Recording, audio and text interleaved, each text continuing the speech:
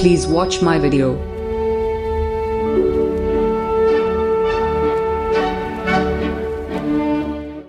Hello दोस्तों, स्वागत है आपका अपने YouTube चैनल एडवाइस एकेडमी में।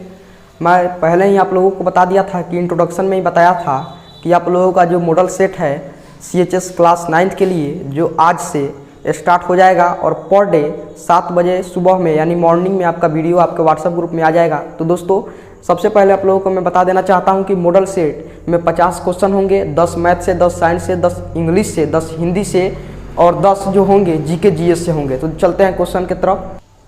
तो चलिए दोस्तों, इंग्लिश का है। देखिए इंग्लिश से 10 क्वेश्चन रहेंगे, आपको पहले ही बताया है 10 question English, SST, GK GS सब से 10-10 क्वेश्चन यानी 50 नंबर का 50 क्वेश्चन का आपका मॉडल सेट होगा जो कि 100 नंबर का होगा। देखिए अब देखिए इंग्लिश का है यानी ही, यहाँ पे ही dash dash to school everyday.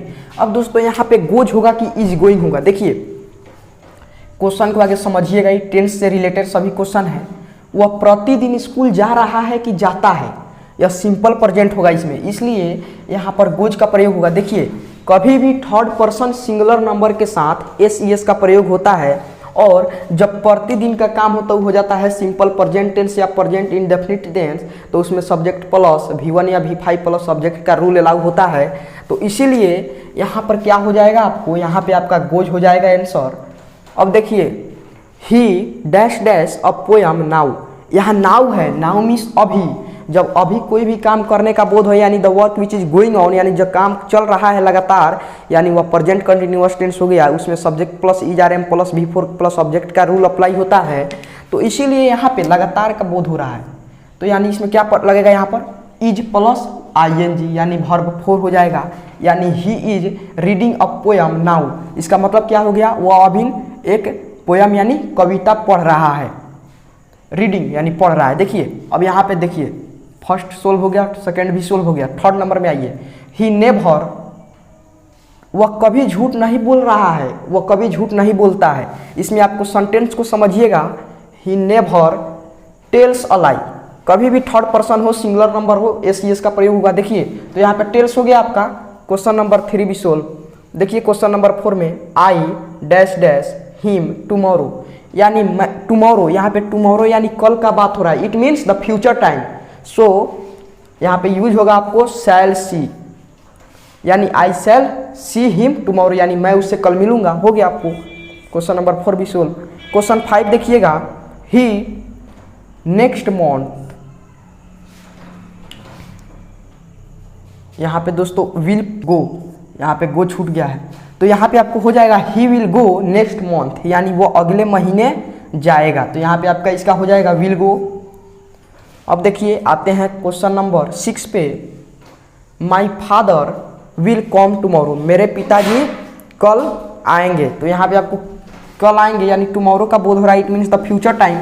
So here will come, यहाँ पे क्या होगा, विल कम का प्रयोग होगा। छठा भी सोल्व हो गया। देखिए 7वां में क्या कह रहा है दोस्तों, the sun rise in the east, इसको करेक्ट करना है। BHU में जो है आपको क्लास 9th में 4 गो ऑप्शन दे देगा, एक दे देगा राइज, राइजेन और V3 V5 कुछ भी दे सकता है। तो यहाँ पे क्या कीजिएगा, एक बात जानते हैं कि सूर्य पूरब में उगता है, यानी द सन राइजेज, यहाँ थर्ड पर्सन सिंगुलर नंबर है, इसके साथ ES का प्रयोग होगा या S का प्रयोग होगा। तो यहाँ आपका आंसर हो जाएगा RISES, राइजेज हो गया। अब देखिए सी टीच मी इंग्लिश, इसका मतलब यहाँ पे भी करेक्ट करना है आपको, जहाँ भी ब्रैकेट में अगर दिया हुआ है उसको आपको करेक्ट करना है। इसमें V1 लगेगा कि V2 लगेगा कि V4 लगेगा कि V5 लगेगा, यानी वर्ब का कौन सा रूप लगेगा इसमें, यही आपको समझना है। देखिए सी के साथ एक बात जानते होंगे, थर्ड पर्सन सिंगुलर नंबर, क्योंकि ये थर्ड पर्सन सिंगुलर नंबर है तो इसके साथ SES लगेगा। वह मुझे अंग्रेजी पढ़ाती है, तो यहाँ पे आपको हो जाएगा, टीच का क्या होता है V5, टीचेज हो गया, आपको ES लगा। अब देखिए माई, दोस्तों एक बात मैं बता दे रहा हूँ आपको, प्लूरल से सिंगुलर और सिंगुलर से प्लूरल बनाने का अगले वीडियो में बताऊंगा, और जितने भी वीडियो होंगे CHS से रिलेटेड सभी मेरे प्लेलिस्ट में जाएंगे वीडियो। देखिए my father go to Patna yesterday, यानी मेरे पिताजी कल पटना गए, यानी it is the past time, यह पास्ट का समय बता रहा है। यहाँ पे पास्ट में अगर कोई भी शब्द रहे, सेंटेंस रहे, तो वहाँ पर क्या प्रयोग होता है, पास्ट में आपको V2 का प्रयोग होता है दोस्तों। तो गो का V2 क्या होता है, गो का V2 आपको होता है वेंट। तो आपको इसका हो जाएगा वेंट हो जाएगा, हो गया। अब देखिए ही कॉम 2 ईयर अगो, वह 2 साल पहले आया। तो आया यानी 2 साल पहले आया, यानी पास्ट टाइम हो गया यह भी। तो इसमें क्या होगा, कॉम का क्या होता है V2, यहाँ पर भी V2 का अप्लाई होगा, यूज होगा। कॉम का होता है केम। दोस्तों कोई खास करके हार्ड क्वेश्चन नहीं पूछता है CHS में, इसी प्रकार के क्वेश्चन रहेगा। चलिए दोस्तों, अब आप लोगों को मैं GK GS का क्वेश्चन आप लोगों को हम 10 को क्वेश्चन बनवाएंगे। अभी देखिए, तैराइन की पहली लड़ाई, एक बात ध्यान रखिएगा, क्लास 8 का अगर आपका GK जो है कंप्लीट है तो आपको 9th में दिक्कत नहीं होगा।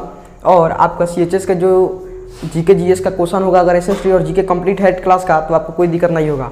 और आप रेफरेंस बुक भी खरीद कर अपना उससे हेल्प ले सकते हैं। देखिए, तैराइन की पहली लड़ाई जो है वो 1191 में हुआ। तैराइन की पहली लड़ाई 1191 में हुआ, ठीक है दोस्तों। अब देखिए, पानीपत की पहली लड़ाई ये कब हुआ,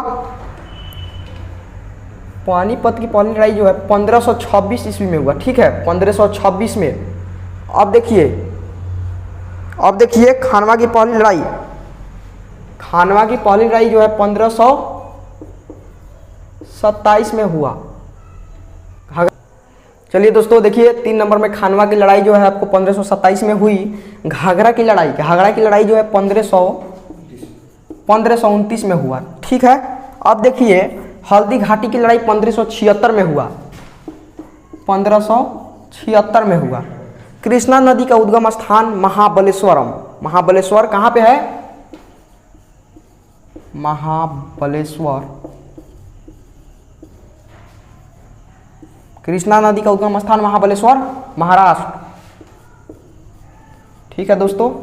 इसी प्रकार के क्वेश्चन आपको आते हैं CHS में। अब देखिए, बुध भगवान का जन्म, देखिए दोस्तों क्वेश्चन नंबर 7 देखिए, बुध भगवान का जन्म वर्ष 567 ईसा पूर्व में हुआ है, 567 ईसा पूर्व। अब देखिए, कंचनजंगा पर्वत श्रृंखला की ऊंचाई कितनी है, तो आपको इसका ऊंचाई हो जाएगा 8586, और माउंट केटू का कितना है जी, 8848 मीटर है। तो देखिए इसका हो जाएगा 8586 मीटर हो गया। भारत में पहला ट्रेन कब चलाई गई, 16 अप्रैल 1853 में चलाई गई। देखिए ये सब इंपॉर्टेंट क्वेश्चन है आपको GK GS का। अब देखिए, रणथंभौर किला कहाँ स्थित है, सवाई माधोपुर, राजस्थान। एक बात बताइए, सवाई माधोपुर,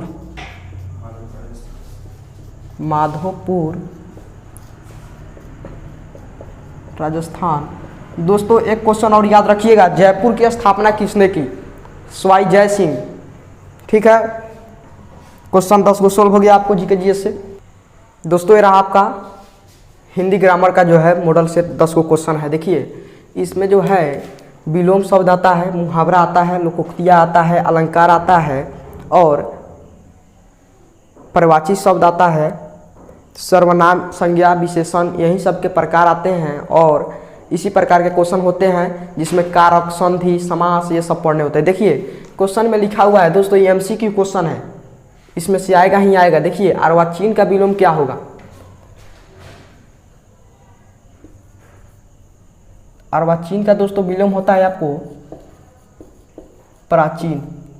अब देखिए, जहाँ पहुँचना कठिन हो के लिए शब्द क्या होगा, जहाँ पहुँचना कठिन हो यानी दुर्गम हो जाएगा, और जहाँ पहुँचना आसान हो उसका सुगम हो जाता है। देखिए छाती पर सांप लौटना मुहावरे का अर्थ, यानी इसका हो जाएगा, इसका दोस्तों हो जाएगा ईर्ष्या से जल उठना,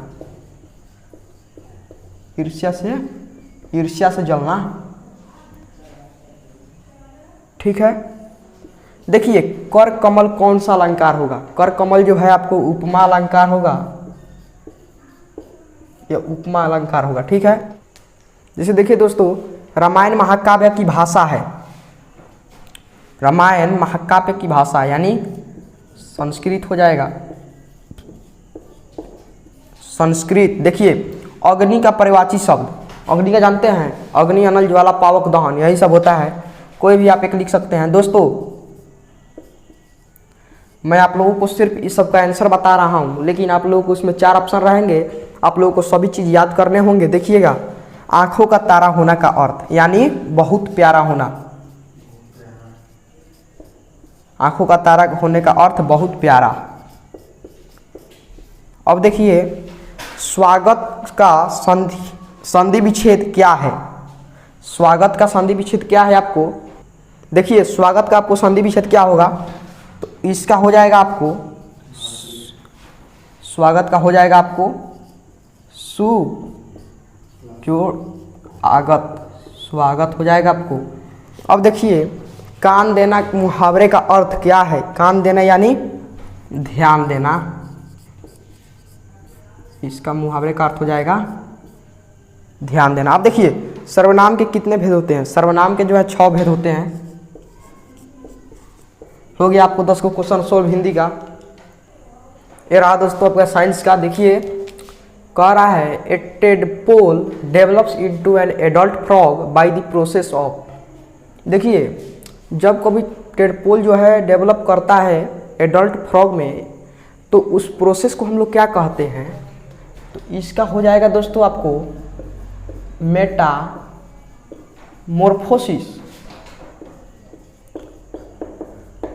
इस प्रोसेस को मेटामॉर्फोसिस कहते हैं।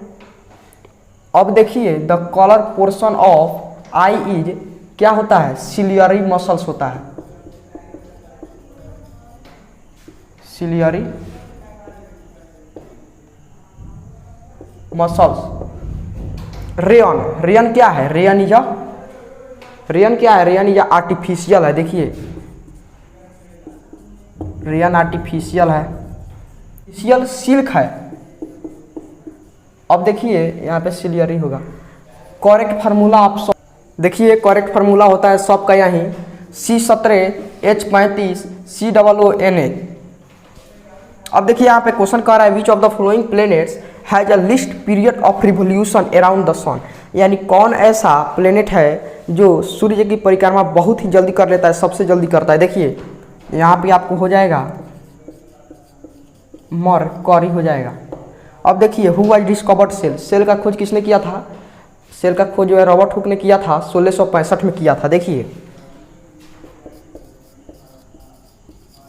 रॉबर्ट हुक ने सेल का खोज किया था। अब देखिए the hotness of an object is determined by its. कोई भी वस्तु का जब हॉटनेस हम प्राप्त पता करते हैं तो उसके टेम्परेचर से पता करते हैं। देखिए तो इसका हो जाएगा temperature.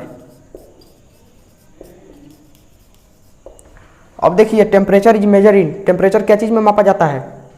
In degree Celsius. The crop which grow in rainy season, वह फसल जो रेनी सीजन में बोया जाता है उसको क्या कहते हैं? The crop which grow in rainy season is known as kharif crop. अब देखिए अमीबा इज, अमीबा क्या है? Amoeba is a single cell organism है या यूनिसेलुलर ऑर्गेनिज्म है। इसको आप लिख सकते हैं सिंगल सेल। अब देखिए यहाँ पे crop which grow in rainy season, वो खरीफ हो जाएगा। The crop which grow in winter season is known as rabi crop. दोस्तों देखिए यहाँ पे आपका मैथ्स का जो है मॉडल सेट है, 10 को क्वेश्चन है, 5 को अभी लिखे हैं, इसको इरेज करके 5 को लिख देंगे। देखिए मल्टीप्लिकेटिव इन्वर्स ऑफ 4/8 इज, 4/8 का मल्टीप्लिकेटिव इन्वर्स क्या होगा? दोस्तों एक बात जान जाइएगा, अगर आपने एक्सरसाइज 1 NCERT क्लास 8 का अगर मैथ बनाया होगा तो उसमें मल्टीप्लिकेटिव इन्वर्स और एडिटिव इन्वर्स दोनों के बारे में बताया हुआ है। देखिए मल्टीप्लिकेटिव इन्वर्स वह होता है कि अगर 4/8 का मल्टीप्लिकेटिव इन्वर्स का है तो इसका उल्टा कर दीजिए, यानी रेसिप्रोकल कर दीजिए। तो 4/8 का क्या हो जाएगा? 8/4। यानी दोस्तों मल्टीप्लिकेटिव इन्वर्स मीन्स वह होता है कि उस संख्या में वैसा संख्या से गुना कीजिए कि आपका रिजल्ट 1 आ जाए। तो 4/8 से 8/4 में गुना करेंगे, 4 कट गया, 8 कट गया क्रॉस मल्टीप्लिकेशन में। जैसे देखिए 4/8 गुना 8/4, 8 कट गया, 4 कट गया, यानी एक रिजल्ट आ गया आपका, हो गया। इसी प्रकार बनेगा। तो इसका आपको 8/4 आ जाएगा। अब देखिए which one of is the positive rational number. एक बार जानते हैं कि पॉजिटिव वो होता है जो p/q के फॉर्म में हो और उसका संख्या ऊपर नीचे डिनोमिनेटर और डिनोमिनेटर दोनों पॉजिटिव में होता है। तो देखिए यहाँ पर तो माइनस में भी नहीं होगा, ये भी नहीं होगा, ये भी नहीं होगा, तो होगा कौन? 3 नंबर ही पॉजिटिव में है। अब देखिए what is the square of the 40। 40 का स्क्वायर क्या होगा? तो आप लोगों को मैंने 2 अंक का गुना यानी कोई भी संख्याओं का स्क्वायर 1 से लेकर 1000 तक की संख्याओं का स्क्वायर आप 2 सेकंड के अंदर निकाल दीजिएगा दोस्तों। 40 का आपको नॉर्मली है 4 चुका 1600 हो जाएगा। अगर आप लोगों को स्क्वायर सीखना है तब हमारे प्लेलिस्ट के वीडियो में अपलोड है, आप जाकर वहाँ से देख सकते हैं मेरे स्क्वायर को। और देखिए what is the cubes root, ये भी क्वेश्चन मैंने आप लोगों को बता दिया है, प्लेलिस्ट में ये भी वीडियो है, आप जाकर वहाँ से देख लीजिएगा। लेकिन मैं यहाँ पे समझा दे रहा हूँ, क्यूब्स रूट किसी का भी कहे तो नॉर्मली आप लोगों को 1 से लेकर के 10 तक के संख्याओं का क्यूब मालूम होना चाहिए। जैसे 1 का क्यूब, 1 का 1, 2 का 2 दूना 4 दूना 8। देखिए 1 का 1, 2 दूना 4 दूना 8, 3 तिहाई 9 तिल 27, 4 चुका 16 चुका 64, 5 पचे 25 पचे 125, 6 छक 36 छक 216, 7 सते 49 सते 343, 8 अठाई 64 अठे 512। अब देखिए 9 का 9 9 81 नवा 729, 10 का 10 10 1000। अब देखिए दोस्तों यहाँ पर 32.768 दिया हुआ है। इसी का आपको क्या करना है, इसको आपको 32.768 का क्यूब रूट निकालना है। एक बात आप लोगों को देखना होगा, अंत से 3 को संख्या को आप पेयर ले लीजिए। अब देखिए 8 ही जो है ना किस अंत में है, यानी 2 के अंत यानी 8 यहाँ पे है, तो 8 का क्या हो जाएगा 2 यहाँ पे लिख दीजिए। अब देखिए 32 कावना संख्या के बीच में है, तो 32 है आपको 27 और 64 के बीच में, इसी के बीच में ना आएगा 32। तो जब इस दोनों के बीच में आएगा तो इस दोनों का छोटा संख्या कौन हो गया 27, तो यानी 27 का हो जाएगा 3, तो 3 हो जाएगा, दशमलव है दशमलव दे दीजिए, 3.2 आ गया। इसी को मैंने विस्तार से बता दिया है, आप लोगों को प्लेलिस्ट वीडियो जाकर देख लीजिए, क्यूब से रूट उसमें पढ़ा दिया है। तो इसको हो जाएगा आपको 3.2, इसका आंसर हो जाएगा। अब यह देखिए एक्सपोनेंट का सिंप्लीफाई है, 2 के पावर 1 गुना 5 के पावर 2 गुना 7 के पावर 0। एक बात जानते होंगे कि कोई भी संख्या का पावर अगर 0 हो तो उसका वैल्यू 1 होता है, तो इसलिए 2 का पावर 1 है गुना 5 के पावर 2 है और गुना 7 के पावर 0 है। 2 के पावर 1 है तो ये आपको 2 हो जाएगा, 5 के पावर 2 है यानी 5 पचे 25 हो जाएगा, और 7 के पावर 0 है यानी 1 हो जाएगा। 25 दूना 50 एकम 50 हो गया आपका आंसर। तो इसमें 50 कहीं दिया है, देखिए दिया है, यहाँ पे दिया है, तो 5 नंबर सोल्व हो गया दोस्तों। देखिए तो यहाँ पे क्वेश्चन है 2 का पावर 2 गुना 5 के पावर 2। एक बात जानते हैं कि जब बेस जो है अलग अलग हो और पावर सेम हो तो गुना हो जाता है, यानी 2 पचे 10 के पावर 2 हो जाएगा। 10 के पावर 2 यहाँ पर भी है, यहाँ पर भी है। 10 के पावर 2 का मतलब हो गया 100, यह भी है। 2 पचे 10 के पावर 2 यानी यह भी हो गया 10 के पावर 2, यह भी है। तो इसमें क्या होगा 2 के पावर 2 गुना 5 के power 2 is equal to all of these, आपका आंसर हो जाएगा। अब देखिए which of the following is monomial algebraic expression, इसमें से कौन सा मोनोमियल एल्जेब्रिक एक्सप्रेशन है। तो एक बात आप जानते हैं, मोनोमियल में 1 टर्म होता है, बाइनोमियल में 2 टर्म होता है, ट्रिनोमियल में 3 होता है और क्वाड्रिनोमियल में 4 होता है। तो देखना है इसमें से 1 टर्म किस में है। देखिए इसमें भी आपको 2 टर्म है, इसमें 1 है, इसमें 3 है, उसमें भी 3 है। मोनोमियल में आपका यह हो जाएगा। अब देखिए which one is the natural number. Natural number क्या होता है, all the counting number is known as natural number. Zero नहीं होता है, 1 2 3 4 5 6 इन्फिनिटिवली चला जाएगा। देखिए तो which one of the following is natural number. 0 होगा नहीं होगा, होल नंबर है ही। 3 होगा 3 होगा, -4 होगा नहीं होगा, और -4/3 भी नहीं होगा, तो आपका आंसर हो जाएगा 3। अब देखिए which one of the following is not integer. Integer नहीं है। एक बात जानते हैं कि 0 भी इंटीजर होता है, -3 भी इंटीजर होता है, 7 भी इंटीजर है, और -4/13 यह क्या है, यह रेशनल नंबर है। तो इंटीजर कभी भी फ्रैक्शनल के रूप में नहीं होता है, इसीलिए आपका हो जाएगा -4/13 इज नॉट इंटीजर। अब देखिए which one is irrational number, कौन सा संख्या इरेशनल नंबर है। तो मैंने आपको बताया था इंट्रोडक्शन, मैंने आपको बता दिया है रेशनल नंबर के इंट्रोडक्शन में, वहाँ से आप जाके नंबर सिस्टम के इंट्रोडक्शन बताया है क्लास 9 के, वहाँ से जाकर आप मेरे वीडियो को देख लीजिएगा। देखिए which one is irrational number. Irrational number वह होता है जो पी बाई क्यू के फॉर्म में नहीं लिखा जाता है। तो एक बात आप जानते हैं कि नेचुरल नंबर भी पी बाई क्यू के फॉर्म में लिखाएगा, होल नंबर भी लिखाएगा, इंटीजर भी लिखाएगा। सभी नंबर जो होता है पी बाई क्यू के फॉर्म में लिखा जा सकता है, लेकिन इरेशनल नंबर ही एक ऐसा नंबर है जो पी बाई क्यू के फॉर्म में नहीं लिखा जाएगा। तो चलते हैं, देखिए क्या होगा। नंबर 3 जो है पी बाई क्यू के फॉर्म में लिखा सकता है, तो ये आपको इरेशनल नहीं होगा। 4 भी पी बाई क्यू के फॉर्म में, ये भी नहीं होगा। -3 भी लिखा जाएगा, 3/1 ही हो जाएगा रेशनल नंबर, तो ये भी नहीं होगा इरेशनल। -3 √3 हो जाएगा आपको इरेशनल नंबर। यानी दोस्तों कोई भी संख्या हो जिसका परफेक्ट रूट स्क्वायर रूट नहीं निकले और वो रूट अंडर में हो, उसी को हम लोग इरेशनल नंबर कहते हैं।